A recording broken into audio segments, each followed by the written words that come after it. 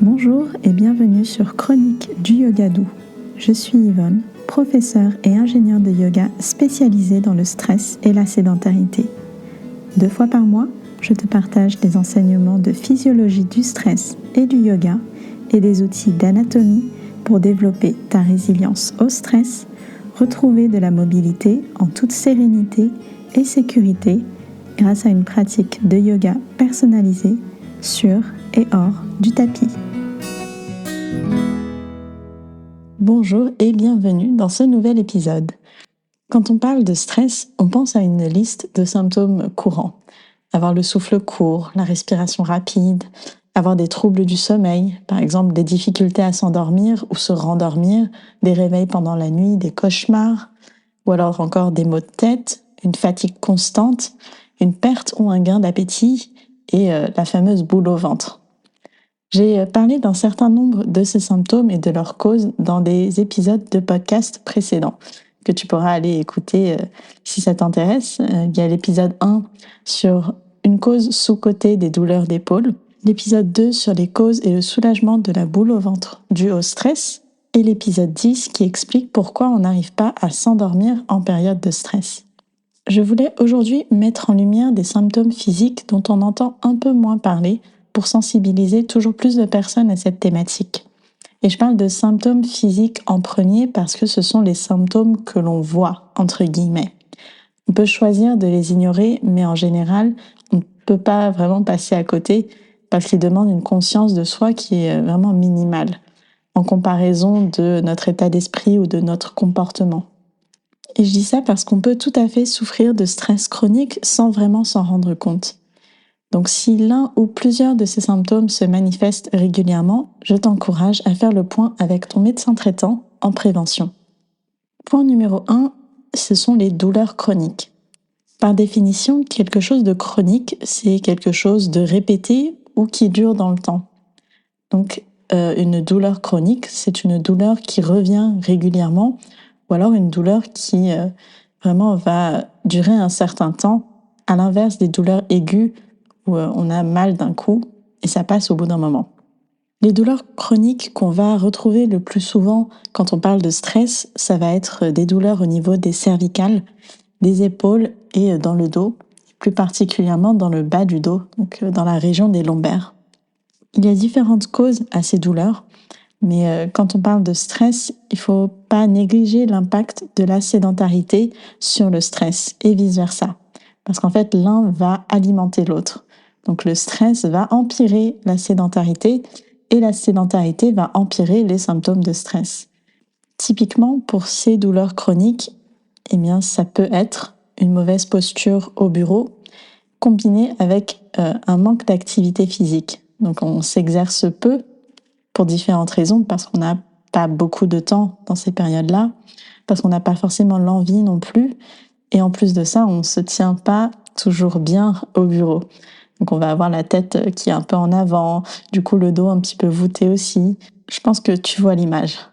Point numéro 2, ça va être des perturbations du système cardiovasculaire. Le système cardiovasculaire, c'est le cœur et les vaisseaux sanguins, donc les artères et les veines. Et je vais utiliser le terme de perturbation qui est un peu vague pour désigner en fait tout ce qui n'est pas dans notre fonctionnement habituel au niveau du cœur et des vaisseaux sanguins. On a souvent en tête que le stress va engranger une élévation de la tension artérielle, ce qui peut provoquer ensuite de l'hypertension, mais ça peut tout aussi bien être une tension artérielle plus faible. Et c'est ce qui va par exemple provoquer des malaises, en particulier chez les personnes qui ont déjà une tension artérielle faible de base. Ça peut aussi être des palpitations ou des battements de cœur irréguliers. Symptôme numéro 3, ce sont les troubles du système digestif. Donc là aussi, je parle de troubles comme de perturbations, c'est tout ce qui n'est pas dans notre fonctionnement habituel. C'est par exemple plus de ballonnements ou des reflux gastriques ou encore des diarrhées et de la constipation. Donc c'est vraiment pas un sujet glamour, je le sais clairement, mais c'est important d'en parler et surtout de ne pas avoir honte d'en parler quand ça arrive. Dans le cas d'une situation de stress chronique, donc qui va durer dans le temps, et en combinaison avec d'autres facteurs, ça peut même aller jusqu'à un diabète de type 2. Donc c'est vraiment des symptômes qui ne sont pas à prendre à la légère. Symptôme numéro 4, c'est un système immunitaire affaibli. Je m'explique. Le corps fait déjà face à beaucoup de choses en même temps. Au quotidien, il va lutter contre des agressions externes vraiment en temps habituel. Et en plus de cela, quand on est donc sous stress chronique, il va faire face aux symptômes dont j'ai parlé précédemment. En temps normal, le cortisol, qui est connu comme étant l'une des hormones du stress, il a aussi un rôle de stimulation du système immunitaire. En fait, il va aider notre système immunitaire à être plus réactif. Sauf que quand on est sous stress élevé, stress intense ou encore stress chronique, on va avoir un taux de cortisol qui est très élevé longtemps. Et en fait, quand on a ce taux de cortisol élevé longtemps, ça va avoir l'effet inverse et notre système immunitaire va au contraire ralentir, être moins réactif. Et c'est pour ça, par exemple, que tu peux plus facilement tomber malade, qu'on est plus fragile face aux agressions du quotidien. Et enfin, dernier symptôme, et pas des moindres, c'est la fatigue au réveil.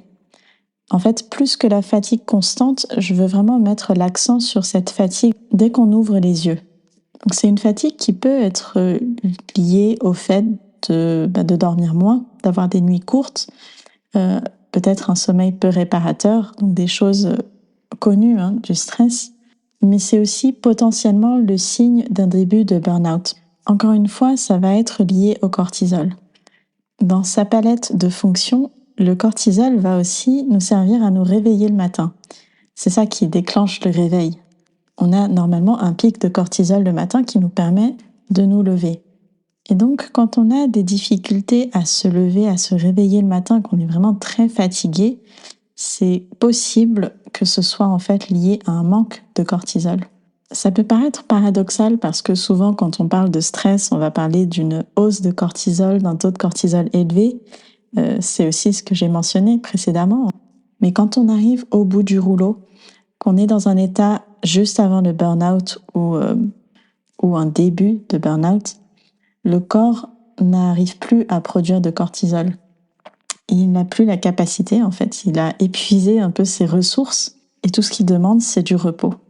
Et c'est pour ça que je trouvais ça important d'en avoir conscience le plus tôt possible parce que c'est un symptôme annonciateur, c'est un symptôme qu'on voit, mais on n'a pas forcément l'idée de se poser des questions derrière ça. Et on ne va pas forcément aller investiguer plus loin. Alors évidemment, tous ces symptômes peuvent être causés par le stress ou par d'autres causes. Je pense à des carences, par exemple, qui peuvent expliquer une fatigue. C'est aussi pour ça que je te conseille de faire accompagner tes observations par un bilan médical avec ton médecin traitant.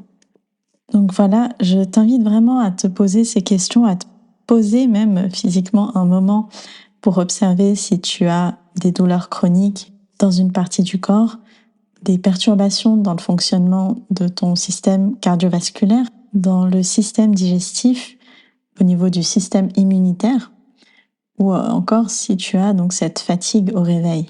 Si tu souhaites en parler, en discuter, je suis toujours là pour répondre à tes questions, pour éventuellement parler de techniques pour réduire ces symptômes et amorcer un changement de comportement. Enfin, j'organise un atelier de yoga sur le dos en présentiel à Paris, fin mai. Tous les détails sont donnés dans la newsletter, donc je t'invite à t'y inscrire dès maintenant pour pouvoir réserver ta place car les places sont très limitées. J'espère t'y retrouver et d'ici là, on se retrouve la semaine prochaine pour un nouvel épisode.